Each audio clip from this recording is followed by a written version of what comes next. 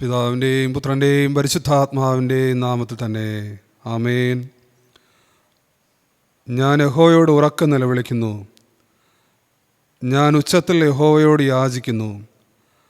അവൻ്റെ സന്നിധിയിൽ ഞാൻ എൻ്റെ സങ്കടം പകരുന്നു, എൻ്റെ കഷ്ടത ഞാനവനെ ബോധിപ്പിക്കുന്നു. നമുക്ക് പ്രാർത്ഥിക്കാം. ഞങ്ങളുടെ കർത്താവും ഞങ്ങളുടെ ദൈവവും ആയുള്ളവേ, ഈ ധന്യമേറിയ നിമിഷങ്ങൾക്കായി നന്ദിയോടെ വാഴ്ത്തുന്നു. ഞങ്ങളുടെ സങ്കടം ബോധിപ്പിക്കുന്നതിനും ഉറക്കെ നിലവിളിക്കുന്നതിനും ഞങ്ങൾക്കൊരു കൂട്ടായ്മ അനുഭവിക്കുന്നതിനും ഒരു വിലയേറിയ അവസരം കൂടെ ഞങ്ങളുടെ ജീവിതത്തിൽ അങ്ങ് ദാനം ചെയ്തുവല്ലോ, നന്ദിയോടെ വാഴ്ത്തുന്നു. ഇന്നലെ ഈ ഭൂവിൽ പാർത്ത അനേകം പേർ ഇന്ന് ഈ ലോകത്തില്ല. എന്നാൽ ഒരു ദിനം കൂടെ കാണുവാൻ ദൈവം ഞങ്ങളെ ഒരുക്കിയതുകൊണ്ട് നന്ദി കർത്താവേ. അങ്ങയുടെ സ്നേഹം ഓർക്കുമ്പോൾ, അങ്ങയുടെ കരുതൽ ഓർക്കുമ്പോൾ അത് വർണ്ണിപ്പാൻ ഞങ്ങളുടെ നാവ് പോരാ. വാക്കുകൾ കൊണ്ട് വർണ്ണിച്ചാൽ മതിവരാത്ത രീതിയിൽ എണ്ണമില്ലാത്ത നന്മകൾ തന്ന് ജീവിതത്തിൻ്റെ ഓരോ നിമിഷവും ഞങ്ങൾ അത്ഭുതകരമായി നടത്തുന്നത് കൊണ്ട് സ്തോത്രം. ഏറെ നന്ദിയുള്ള ഹൃദയത്തോടെ ഞങ്ങൾ അബ്ബാ പിതാവേ എന്ന് വിളിച്ചുകൊണ്ട് അങ്ങയുടെ സന്നിധിയിലേക്ക് അടുത്തു വരുന്നു. ആരാധന കൈക്കൊണ്ട് ഞങ്ങൾ അനുഗ്രഹിക്കണമേ. ആരാധനയിൽ പങ്കെടുക്കുന്ന എല്ലാവരെയും കർത്താവ് അനുഗ്രഹിക്കണം. ഞങ്ങൾ ആരംഭിക്കട്ടെ. ആദിയോടന്തം അങ്ങയുടെ സാന്നിധ്യം പകരണമേ. ഒരു പുതിയ സന്തോഷം ഞങ്ങളുടെ ഉള്ളങ്ങളിൽ അങ്ങ് നൽകണമേ. യേശുവിൻ നാമത്തിൽ ഞങ്ങളുടെ പ്രാർത്ഥന കേൾക്കണം നല്ല പിതാവേ, ആമേൻ.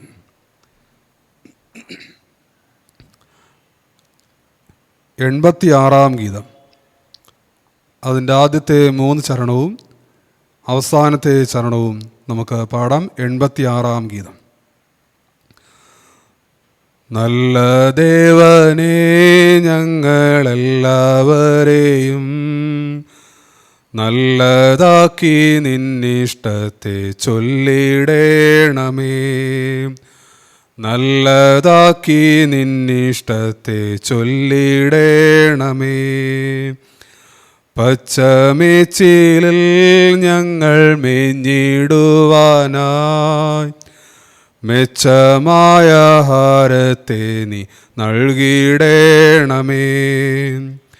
മെച്ചമായ ആഹാരത്തെ നീ നൽകിടേണമേ. അന്ധകാരമാം ഈ ലോകയാത്രയിൽ ബന്ധുവായിരുന്നു വഴി കാട്ടിടേണമേ. ബന്ധുവായിരുന്നു വഴി കാട്ടിടേണമേ. താതനാത്മനും പ്രിയ നിത്യപുത്രനും സാദരം സ്തുതി സ്തോത്രം എന്നും ചൊല്ലുന്നേൻ. ആമേൻ. സാദരം സ്തുതി സ്തോത്രം എന്നും ചൊല്ലുന്നേൻ.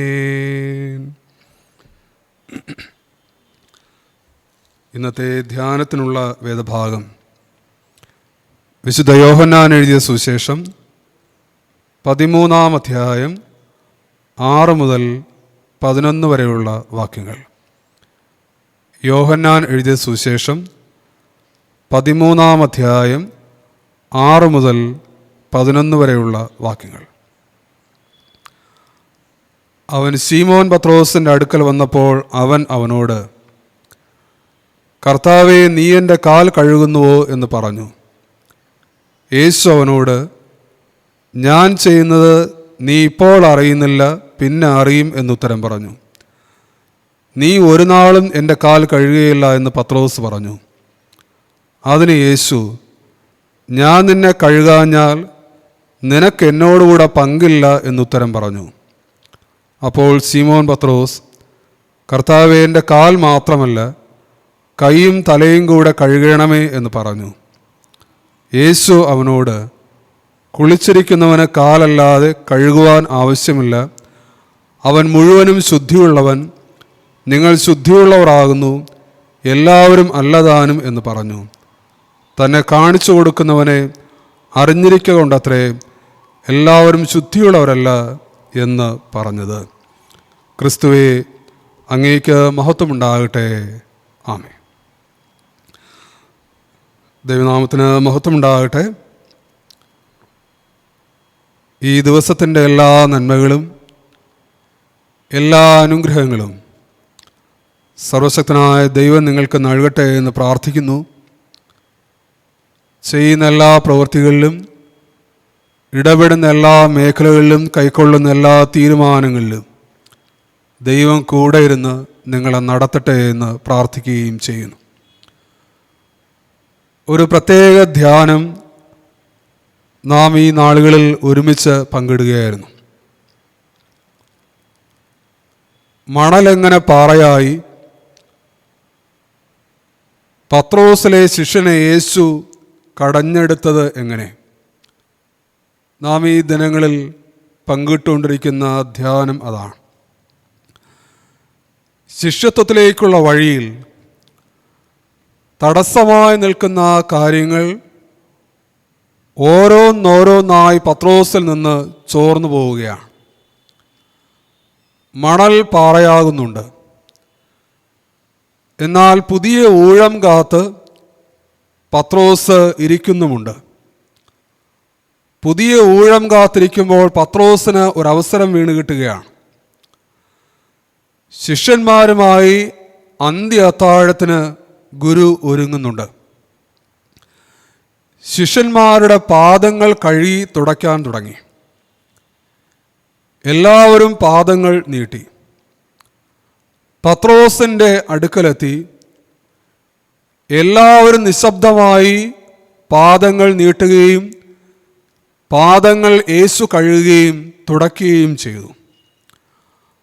പത്രോസിൻ്റെ അടുക്കൽ എത്തിയപ്പോൾ പത്രോസിന് സ്വസ്ഥമായിരിക്കാൻ കഴിഞ്ഞില്ല. പത്രോസ് പതിവ് പോലെ സംസാരിക്കാൻ തുടങ്ങി, ഒന്ന് ചലിക്കാനായി തുടങ്ങി. പത്രോസ് ചോദിച്ചു, കർത്താവേ, നീ എൻ്റെ കാൽ കഴുകുകയോ? നീ ഒരു നാളും എൻ്റെ കാൽ കഴുകുകയില്ല എന്ന് പറഞ്ഞു പാദങ്ങൾ പിന്നോട്ട് വലിക്കുക. ഒരു എളിമയുടെ പ്രകടനം, ഗുരുവിനോടുള്ള അടങ്ങാത്ത ആദരവ്, ഒരു നല്ല വാക്ക്, കർത്താവേ നീ എൻ്റെ കാൽ കഴുകുകയോ? ഒരു നല്ല വാക്ക്, ഒരു നല്ല ശരീരഭാഷ. വളരെ വിനയപ്പെട്ട് പത്രോസ് നിൽക്കുന്നുണ്ട്. പത്രോസ് അവിടെ ഇരിക്കുന്നുണ്ട്. നീ എൻ്റെ കാൽ കഴുകാനായിട്ട് പാടില്ല.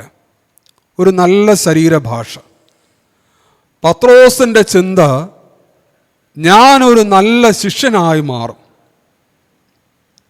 പക്ഷെ യേശു പറഞ്ഞു, ഞാൻ ചെയ്യുന്ന എന്തെന്ന് ഇപ്പോൾ നീ അറിയുന്നില്ല, എന്നാൽ പിന്നീട് അറിയും. ഞാൻ പാദങ്ങൾ കഴുകിയില്ല എങ്കിൽ നിനക്ക് എന്നോടുകൂടെ പങ്കില്ല എന്ന് യേശു പത്രോസിനോട് പറഞ്ഞു. പത്രോസ് കാൽ നീട്ടിയില്ല. ഒരു ദൈവശാസ്ത്രജ്ഞൻ്റെ ഭാവം പത്രോസിൽ കടന്നു വരികയാണ്. അതുകൊണ്ട് പത്രോസ് പറഞ്ഞു, കർത്താവേ, എങ്കിൽ എൻ്റെ കാൽ മാത്രമല്ല കൈയും തലയും കൂടെ കഴുകണമേ എന്ന് പറഞ്ഞു. എന്നാൽ ക്രിസ്തു അത് നിഷേധിച്ചു. കുളി കഴിഞ്ഞവന് കാൽ മാത്രം കഴുകിയാൽ മതിയെന്ന് ക്രിസ്തു പറഞ്ഞു. ചുരുക്കത്തിൽ പത്രോസും യേശുവും തമ്മിൽ ഒരു വാഗ്വാദത്തിനൊടുവിലാണ് ക്രിസ്തു പത്രോസിൻ്റെ പാദങ്ങൾ കഴുകിയത്. ഈ ഭാഗത്തിന് ഒരുപാട് അർത്ഥതലങ്ങളുണ്ട് നമുക്കറിയാം. എങ്കിലും ശിഷ്യത്വത്തിൻ്റെ ഒരു പാഠം പത്രോസ് പഠിക്കുന്നുണ്ട്. നല്ല വാക്കുകളിലോ നല്ല ശരീരഭാഷയിലോ അടങ്ങാത്ത ആദരവിലോ എളിമയുടെ പ്രകടനത്തിലോ ക്രിസ്തുവിൽ ഇടം കണ്ടെത്താൻ ആവില്ല. നല്ല വാക്കുകളും ശരീരഭാഷയും ആദരവും എളിമയും ആവശ്യമാണ്. എന്നാൽ അതൊരു പ്രകടനമാകരുത്. ആ പ്രകടനത്തിൽ ക്രിസ്തുവിൽ ഇടം കണ്ടെത്താനാവില്ല, ക്രിസ്തുവിൻ്റെ ശിഷ്യനായിരിക്കാൻ കഴിയില്ല. അങ്ങനെ പത്രോസ് ഒരല്പം പുറകിലോട്ട് പോവുകയാണ്. എന്നാൽ വീണ്ടും ഒരു അവസരത്തിന് വേണ്ടി പത്രോസ് കാത്തിരുന്നു. അടുത്തൊരവസരം പത്രോസിന് വീണ് കിട്ടി. ഗദസമനയിൽ വെച്ചാണ് ആ ഒരു അവസരം പത്രോസിന് വീണ് കിട്ടിയത്. ഒരു വലിയ പടക്കൂട്ടം ആയുധങ്ങളുമായി യേശുവിനെ ബന്ധിക്കാനായി അവിടെ വരുന്നു. യേശു അവരോട് ധൈര്യത്തോടെ സംവദിക്കുകയാണ്. പത്രോസ് യേശുവിൻ്റെ അടുത്ത് നിൽക്കുന്നുണ്ട്. ഞാൻ നേരത്തെ പറഞ്ഞതുപോലെ പത്രോസ് വെറുതെ ഇരിക്കില്ല. പത്രോസ് ഒന്ന് ചലിച്ച് തുടങ്ങി. ഇവിടെ വച്ചെങ്കിലും യേശു എന്നെ ഒന്ന് അഭിനന്ദിക്കും, ഇവിടെ വച്ചെങ്കിലും യേശുവിൻ്റെ പ്രീതിക്ക് ഞാൻ പാത്രനാകും. പിന്നെ ഒന്നും ചിന്തിച്ചില്ല. വാളൂരി മഹാപുരോഹിതൻ്റെ ദാസൻ്റെ കാതിന് വെട്ടുകയാണ്. യേശു പെട്ടെന്ന് ആ ദാസന് സൗഖ്യം നൽകുന്നുണ്ട്. പത്രോസിൻ്റെ ചിന്തകളൊക്കെ വീണ്ടും തെറ്റുന്നു. യേശു പത്രോസിനെ ശാസിച്ചു, വാൾ ഉറയിലിടുക എന്ന് പറഞ്ഞു. എത്രയോ തവണ പത്രോസിനോട് യേശു പറഞ്ഞു, പ്രലോഭനങ്ങളിൽ അകപ്പെടാതിരിപ്പാൻ നീ ഉണർന്നിരുന്ന് പ്രാർത്ഥിക്കുക. പ്രലോഭനങ്ങളിൽ അകപ്പെടാതിരിപ്പാൻ നീ ഉണർന്നിരുന്ന് പ്രാർത്ഥിക്കുക എന്ന് എത്രയോ പ്രാവശ്യം യേശു പത്രോസിനോട് പറഞ്ഞു. ഉണർന്ന് കൂടെ ഇരിക്കുവാനുള്ള സ്നേഹം നഷ്ടപ്പെട്ടു. ഉണർന്ന് യേശുവിനോട് കൂടെ ഇരിക്കുവാനുള്ള സ്നേഹം നഷ്ടപ്പെട്ടു. ആ സന്ദർഭത്തിൽ തകർന്ന മനസ്സോടെ പത്രോസ് ഓടി മറയുകയാണ്. എന്നാൽ പത്രോസ് ഒരു പാഠം പഠിക്കുന്നുണ്ട്. ആയുധബലം കൊണ്ട് ക്രിസ്തുവിൻ്റെ ശിഷ്യനായിരിക്കാൻ കഴിയില്ല. ആയുധബലം കൊണ്ട് ക്രിസ്തുവിനെ അനുഗമിക്കാനായി കഴിയില്ല എന്നൊരു പാഠം പത്രോസ് പഠിക്കുകയാണ്. പത്രോസിന് അറിവുണ്ട്. സ്വർഗീയ വെളിപ്പാട് പറയുന്നവനാണ്, നിയമങ്ങൾ പാലിക്കുന്നവനാണ്, ഭക്തിയുള്ളവനാണ്, വിശ്വാസമുള്ളവനാണ്, നല്ല വാക്കുകളും എളിമയുടെ പ്രകടനവുമുണ്ട്. ഒടുവിൽ ആയുധവും കയ്യിലെടുക്കുന്നുണ്ട്. പ്രാർത്ഥന എന്ന ആയുധം ഉപേക്ഷിച്ചപ്പോൾ പത്രോസിന് വാളെടുക്കേണ്ടി വന്നു. പ്രാർത്ഥന എന്ന ആയുധം ഉപേക്ഷിച്ചപ്പോൾ പത്രോസിന് വാളെടുക്കേണ്ടി വന്നു. യേശു പറഞ്ഞു, ഉണർന്നിരുന്ന് പ്രാർത്ഥിക്കുക. ആ പ്രാർത്ഥന ഉപേക്ഷിച്ചപ്പോൾ പത്രോസിന് വാളെടുക്കേണ്ടി വന്നു. സമാധാനത്തിൻ്റെ മാർഗം വിട്ടുകളയുകയാണ്. ആയുധം, ആത്മീയ സിദ്ധികളെ ഇന്ന് ആയുധമാക്കുന്നവരുണ്ട്. യേശുവിനെ ശിഷ്യന്മാരെയും ശമരിയക്കാരുടെ ദേശത്ത് തടഞ്ഞു വയ്ക്കുമ്പോൾ ശിഷ്യന്മാർ യേശുവിനോട് ചോദിച്ചു, സ്വർഗത്തിൽ നിന്ന് അഗ്നി ഇറക്കി ഇവരെ ദഹിപ്പിക്കട്ടെ, സ്വർഗത്തിൽ നിന്ന് അഗ്നി ഇറക്കി ഇവരെ ദഹിപ്പിച്ച് കളയട്ടെ എന്ന് ചോദിച്ചു. ക്രിസ്തു അവരെ ശകാരിക്കുന്നുണ്ട്. ആത്മീയ സിദ്ധി ആയുധമാക്കുന്നവരുണ്ട്, അധികാരത്തെ ആയുധമാക്കുന്നവരുണ്ട്. ഊരിയാവ് യുദ്ധക്കളത്തിൽ മരിച്ചു വീഴുന്നത് ദാവീദ് രാജാവ് അധികാരത്തെ ആയുധമാക്കിയതുകൊണ്ടാണ്. നാബോത്തിൻ്റെ മുന്തിരിത്തോട്ടം ആഹാബ് രാജാവ് സ്വന്തമാക്കാൻ ശ്രമിക്കുന്നത് അധികാരം ആയുധമാക്കിയതുകൊണ്ടാണ്. ദൈവത്തിന് ആവശ്യം നിരായുധനായ മനുഷ്യനെയാണ്. ആത്മീയ സിദ്ധികൾ, പ്രാഗൽഭ്യം, ശ്രേഷ്ഠത, അധികാരം ഇതൊന്നും ആയുധമാക്കാനുള്ളതല്ല. പത്രോസിനെ ക്രിസ്തു കൊണ്ടെത്തിക്കുന്നത് ഒരു നിരായുധീകരണത്തിലേക്കാണ്. ആയുധങ്ങൾ കൊണ്ട് നിനക്കെന്നിൽ ഇടം കണ്ടെത്താനാവില്ല. ആയുധബലം കൊണ്ട് നിനക്കെന്നിൽ ഇടം കണ്ടെത്താൻ ആവില്ല. മണൽ പാറയായി രൂപപ്പെട്ട് വരികയാണ്. നിന്റെ അറിവ് കൊണ്ടോ സ്വർഗീയ വെളിപ്പാട് പറയുന്നത് കൊണ്ടോ നിയമങ്ങൾ പാലിക്കുന്നത് കൊണ്ടോ ഭക്തി കാണിച്ചത് കൊണ്ടോ നല്ല വാക്കുകൾ പറഞ്ഞതുകൊണ്ടോ എളിമയുടെ പ്രകടനം നടത്തിയതുകൊണ്ടോ വിശ്വാസത്തിൻ്റെ പ്രകടനം കാണിച്ചതുകൊണ്ടോ ആയുധം കയ്യിലെടുത്തതുകൊണ്ടോ നിനക്ക് ശിഷ്യനായിരിക്കാൻ കഴിയില്ല. സ്വർഗീയ വെളിപ്പാട് പറയുന്ന നിന്റെ അധരങ്ങളിൽ നിന്ന് നാളെ സാത്താൻ്റെ വചനങ്ങൾ പുറപ്പെടാം. നിനക്ക് നിയമങ്ങൾ അറിയാം, സ്നേഹിക്കാൻ പഠിക്കണം. ഭക്തി നിന്നിൽ ഈഗോയായി രൂപപ്പെടരുത്. വിശ്വാസ ജീവിതം നയിക്കണം, വിശ്വാസ പ്രകടനമല്ല. എളിമയുടെ പ്രകടനം വേണ്ട, ആയുധം വേണ്ട, നീ പ്രാർത്ഥിക്കണം. നമുക്കും പ്രാർത്ഥിക്കാൻ കഴിയണം. മണലിനെ പാറയാക്കി മാറ്റിയ കർത്താവേ, എന്നെയും രൂപാന്തരപ്പെടുത്തണമേ. പത്രോസിലെ ശിഷ്യനെ കടഞ്ഞെടുത്ത കർത്താവേ, എന്നെയും രൂപാന്തരപ്പെടുത്തണമേ എന്ന് പ്രാർത്ഥിക്കാനായി നമുക്ക് കഴിയണം. വരുന്ന ഒരു ധ്യാനത്തോടുകൂടെ ഈ ഒരു പ്രത്യേക ധ്യാനം നമ്മൾ അവസാനിപ്പിക്കുകയാണ്. പ്രാർത്ഥനാപൂർവം ഈ ധ്യാനങ്ങളിൽ നിങ്ങൾ പങ്കെടുത്തു. ഈ കേൾക്കുന്ന വചനങ്ങൾ നിങ്ങളുടെ ജീവിതത്തിൽ ഏറെ അനുഗ്രഹത്തിനും രൂപാന്തരത്തിനും തുടർന്നും മുഖാന്തരമാകട്ടെ.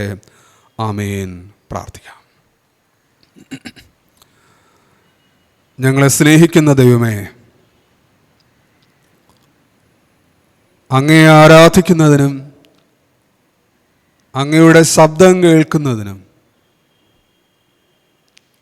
ഒരവസരം കൂടെ ഞങ്ങളുടെ ജീവിതത്തിൽ അങ്ങ് നൽകിയതുകൊണ്ട് നന്ദിയോടെ വാഴ്ത്തുന്നു. പത്രോസിനെ രൂപാന്തരപ്പെടുത്തിയ കർത്താവേ, ഞങ്ങളെയും ഒന്ന് രൂപാന്തരപ്പെടുത്തണമേ. യഥാർത്ഥ ശിഷ്യത്വത്തിലേക്ക് മടങ്ങി വരുവാനുള്ള കൃപ ഞങ്ങൾക്കും നൽകണമേ എന്ന് പ്രാർത്ഥിക്കുന്നു. ഈ ആരാധനയിൽ പങ്കെടുത്ത എല്ലാവരെയും അനുഗ്രഹിക്കണമേ. വചനത്തിലൂടെ അങ്ങ് ഇടപെട്ടതുകൊണ്ട് സ്തോത്രം. ഇനിയും ധൈര്യപ്പെടുത്തണമേ. ജീവിതയാത്രയിൽ ഓരോ നാളും കൂടെ ഇരിക്കണമേ എന്ന് പ്രാർത്ഥിക്കുന്നു. ദൈവമായ കർത്താവേ, ഈ ദിവസം അനുഗ്രഹിച്ച് നൽകണമേ. ചെയ്യുന്ന എല്ലാ പ്രവൃത്തികളിലും, ഇടപെടുന്ന എല്ലാ മേഖലകളിലും, കൈക്കൊള്ളുന്ന എല്ലാ തീരുമാനങ്ങളിലും, യാത്രകളിലും ദൈവം കൂടെ ഇരിക്കണമേ എന്ന് പ്രാർത്ഥിക്കുന്നു. ഓരോ കുടുംബങ്ങളെയും അനുഗ്രഹിക്കണമേ. ഓരോ കുടുംബങ്ങളിലും എന്തെല്ലാം നന്മ ആവശ്യമായിരിക്കുന്നുവോ ആ നന്മകളൊക്കെ ദൈവം നൽകണം.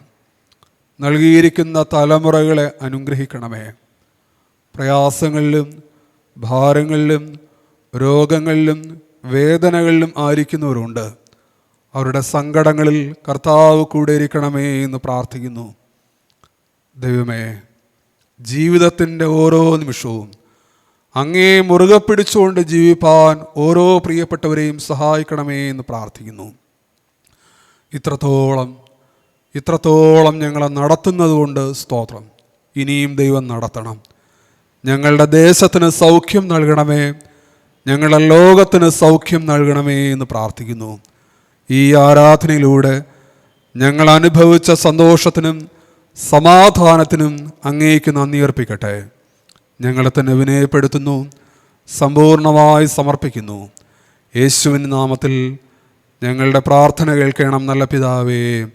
ആമേൻ. ആശീർവാദം നമ്മുടെ കർത്താവായ യേശു ക്രിസ്തുവിൻ്റെ കൃപയും പിതാവാം ദൈവത്തിൻ്റെ സ്നേഹവും പരിശുദ്ധാത്മാവിൻ്റെ കൂട്ടായ്മയും നാം എല്ലാവരോടും കേൾപ്പിച്ച വചനത്തോടും നമ്മുടെ ജീവിതയാത്രയോടും ഇന്നും എപ്പോഴും കൂടി ഇരിക്കുമാറാകട്ടെ. ആമേൻ.